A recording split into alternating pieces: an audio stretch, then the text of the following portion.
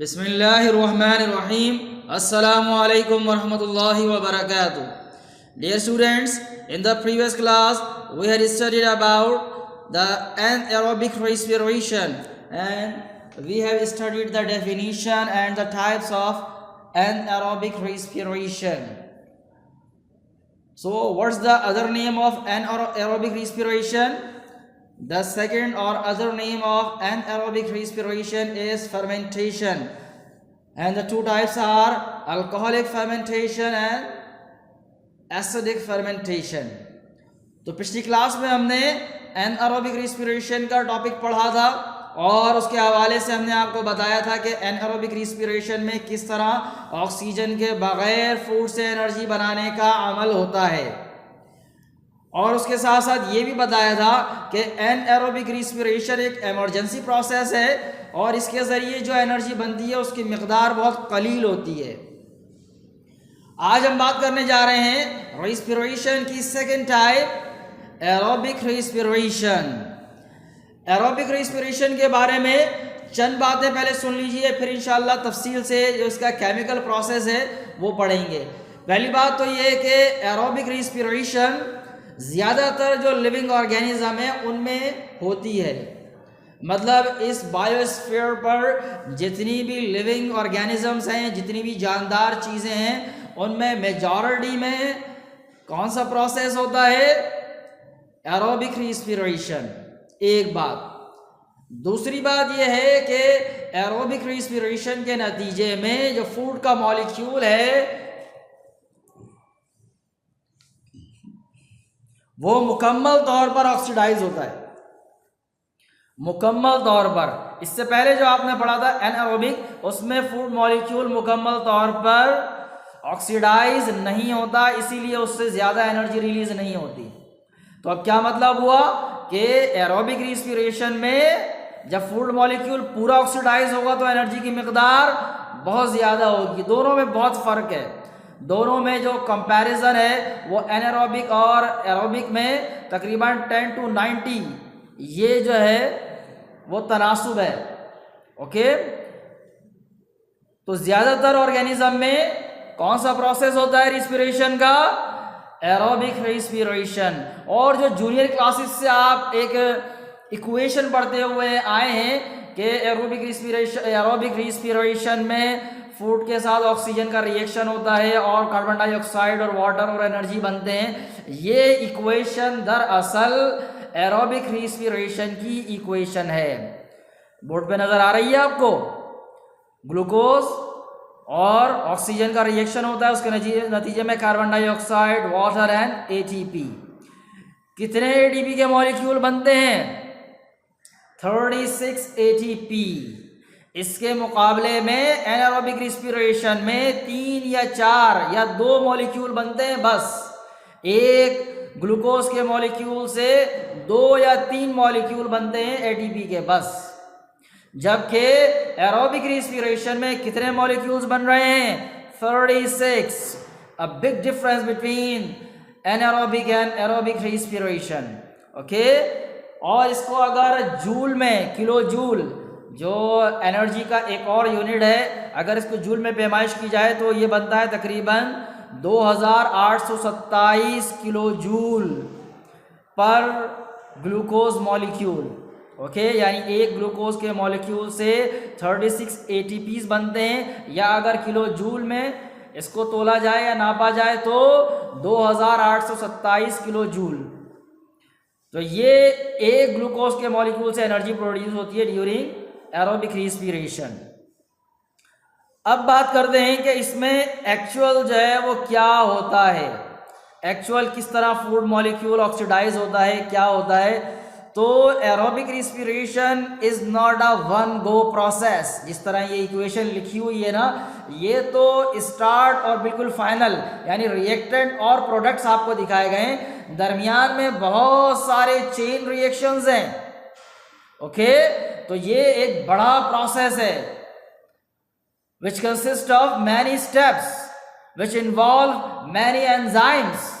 बहुत सारे स्टेप्स पर मुश्तमिल होता है और इसमें बहुत सारे एंजाइम्स इन्वॉल्व हैं तब कहीं जाके ये ग्लूकोज का मॉलिक्यूल मुकम्मल ऑक्सीडाइज होके एटीपी बनाता है। क्या होता है उसमें, किस तरह बनते हैं, तो उसको हम थोड़ा सरसरी से देख लेते हैं। ये भी अभी तफसील नहीं है, तफसीलात आप इंशाल्लाह फर्स्ट ईयर और सेकेंड ईयर में पढ़ेंगे। ओके, तो बात करते हैं कि एरोबिक रिस्पिरेशन का जो प्रोसेस है उसका मैकेनिज्म क्या होता है। तो mechanism of aerobic respiration consist of 3 big steps. 3 बड़े स्टेप्स हैं जो काउंटेबल हैं। Okay, number 1 glycolysis, number 2 Krebs cycle or citric acid cycle, and number 3 electron transport chain. Okay, these are the 3 big steps of mechanism of aerobic respiration.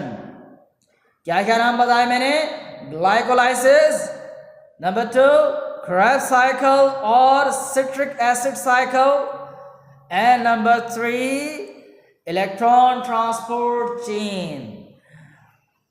अब इन तीनों को तफसील से देख लेते हैं।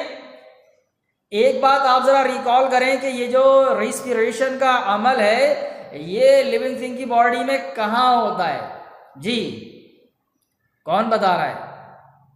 ओके, हर एक लिविंग सेल में होता है। ये तो पुरानी बात हो गई, इससे आगे की बात बताएं। सेल में किस जगह होता है, सेल में किस जगह होता है, माइटोकॉन्ड्रिया में। लेकिन आज एक बात और सुन लें कि ये जो रेस्पिरेशन का अमल है इसका पहला जो स्टेप है, चाहे वो एरोबिक हो चाहे एनएरोबिक हो, दोनों ही सूरतों में पहला स्टेप साइटोप्लाज्म में हो जाता है और पहले स्टेप में ऑक्सीजन की जरूरत नहीं होती। हम बात कर रहे हैं ग्लाइकोलाइसिस के बारे में। अच्छा, आज मैंने आप लोगों को सफ़ा नंबर नहीं बताया, हम लोग पढ़ रहे हैं पेज नंबर 130 एंड पेज 131 पर। ओके, तो आप लोग किताबें खोल लें और हाईलाइट करते जाएं, वहां आपको एक ग्लाइकोलाइसिस भी लिखा हुआ मिल जाएगा। तो ग्लाइकोलाइसिस का अमल मैंने क्या बताया, कहाँ होता है, साइटोप्लाज्म में। ओके, साइटोप्लाज्म का भी कौन सा हिस्सा, साइटोसोल में। ओके, साइटोसोल में हो जाता है। तो उसके बाद वाले स्टेप कहाँ होते हैं बाद में बात करेंगे, पहले अब ग्लाइकोलाइसिस के बारे में बात कर लेते हैं कि क्या होता है ग्लाइकोलाइसिस में। Excuse me. तो मैंने क्या बताया कि पहला जो स्टेप है ग्लाइकोलाइसिस वो कहाँ होता है, वो सेल के साइटोप्लाज्म में होता है, माइटोकॉन्ड्रिया में फिलहाल अभी प्रोसेस नहीं शुरू हुआ है। एक बात, ग्लाइकोलाइसिस के अमल में ऑक्सीजन की जरूरत नहीं होती। ग्लाइकोलाइसिस का अमल एरोबिक एंड एनएरोबिक रिस्पिरेशन दोनों में होता है, इसमें ऑक्सीजन की जरूरत नहीं है। Food molecule without oxygen break down होता है। तो ग्लाइकोलाइसिस के मीनिंग्स क्या हैं, ग्लाइको मीन्स, ये देख रहे हैं आप, इसको स्प्लिट किया हुआ है, दो दरमियान में एक लाइन लगी हुई है ना, तो ये 2 वर्ड्स पर मुश्तमिल है, एक glucose and lysis. Glyco stand for glucose and lysis mean break down, यानी break down of glucose molecule. तो ये जो ग्लूकोज का मॉलिक्यूल है जिसमें कार्बन के 6 एटम होते हैं ना, तो ये जो 6 कार्बन ग्लूकोज एटम है ये ब्रेक डाउन हो जाता है 2 मॉलिक्यूल में जिसमें 3 कार्बन के एटम होते हैं और उसका नाम है पायरोविक एसिड। क्या कहते हैं उसे, पायरोविक एसिड। एक ग्लूकोज का मॉलिक्यूल 2 मॉलिक्यूल में डिवाइड होता है, किस चीज के मॉलिक्यूल कहलाते हैं वो, पायरोविक एसिड। ओके, और इसके नतीजे में एनर्जी नजर आ रही है, कितनी रिलीज हो जाती है, बस 2 एटीपी। सही, तो यहां तक जो प्रोसेस है एरोबिक एंड एनएरोबिक दोनों में सेम है और एरोबिक में ये आगे बढ़ जाता है मजीद एनर्जी के लिए, एनएरोबिक में ये प्रोसेस यहीं खत्म हो जाता है बस। ओके, और उसमें फिर आगे जो है वो इथेनॉल वगैरह बनते हैं, वो मामला अलग हैं, एनर्जी रिलीज हो जाती है यहाँ पर ये 2 एटीपी। ओके, फिर उसके बाद उससे सिट्रिक एसिड या जो है वो इथेनॉल बनता है, तो वो मामला अलग है। बहरहाल तो हम बात कर रहे हैं ग्लाइकोलाइसिस के बारे में। तो ग्लाइकोलाइसिस के अमल में ग्लूकोज का मॉलिक्यूल ब्रेक डाउन होता है कितने मॉलिक्यूल में? 2 मॉलिक्यूल बनते हैं। कौन से सब्सटेंस के? पायरोविक एसिड के। और इस रिएक्शन के नतीजे में, इस ब्रेकडाउन के नतीजे में कितनी एनर्जी रिलीज होती है? Only 2 ATPs। Okay, first step मुकम्मल हो गया। कहाँ हुआ ये साइटोप्लाज्म में हुआ। अब बात करते हैं सेकंड स्टेप की। सेकंड स्टेप का नाम है क्रेब्स साइकिल और सिट्रिक एसिड साइकिल। ये जो इसको नाम दिया गया है क्रेब्स साइकिल, या इसको नाम इसलिए दिया गया है कि इसमें रिएक्शन की पूरी एक साइकिल चलती है। ये साइक्लिक वे में होता है। ओके, किस में होता है ये साइक्लिक वे में होता है। पूरी रिएक्शन की एक चेन चलती है, एक सर्कल चलता है, पूरा एक साइकिल चलती है। क्या होता है इसमें और ये कहाँ होता है? ये अमल माइटोकॉन्ड्रिया में होता है। लेकिन माइटोकॉन्ड्रिया में किस जगह? माइटोकॉन्ड्रिया के 2 पार्ट है ना, एक मैट्रिक्स है और दूसरा क्रिस्टाई। तो ये माइटोकॉन्ड्रिया के मैट्रिक्स में होता है। ये जो क्रेब्स साइकिल का अमल है या सिट्रिक एसिड साइकिल का अमल है, माइटोकॉन्ड्रिया के कौन से पार्ट में होता है? मैट्रिक्स में। वो जो अंदर लिक्विड भरा हुआ होता है ना, उसमें होता है ये अमल। क्या होता है इसमें? आपको नजर आ रहा है क्या बन जाता है? यहाँ पहले से ही NAD और FAD मौजूद होते हैं। ये रिड्यूस हो जाते हैं या चार्ज होके इनसे क्या बन जाता है? NADH2 and FADH2। ये NADH2 एंड FADH2 क्या है? NADH2 है nicotinamide adenosine dinucleotide, nicotinamide adenosine dinucleotide. और FAD क्या है? फ्लेविनामाइड एडिनोसिन डाइन्यूक्लियोटाइड। शुरू में एक में N लगा हुआ है तो N स्टैंड फॉर निकोटीनामाइड, और दूसरे में F है तो फ्लेविनामाइड। तो ये दोनों क्या है? ये एनर्जी रिच मॉलिक्यूल्स हैं। ओके, इसमें कन्वर्ट होता है, ये रिड्यूस हो जाते हैं। NAD और FAD रिड्यूस होके क्या बनते हैं? NADH2 and FADH2। और इस स्टेप पर कितनी एनर्जी रिलीज होती है? यहाँ भी 2 ATP के मॉलिक्यूल बनते हैं और उसके साथ साथ कार्बन डाइऑक्साइड यहाँ रिलीज हो जाती है। ओके, रिस्पिरेशन के अमल में कार्बन डाइऑक्साइड भी बनती है ना, तो वो सेकंड स्टेप में ही अलहदा हो जाती है बस। उसके बाद थर्ड स्टेप की बात करते हैं। थर्ड स्टेप का नाम क्या है? Electron transport chain.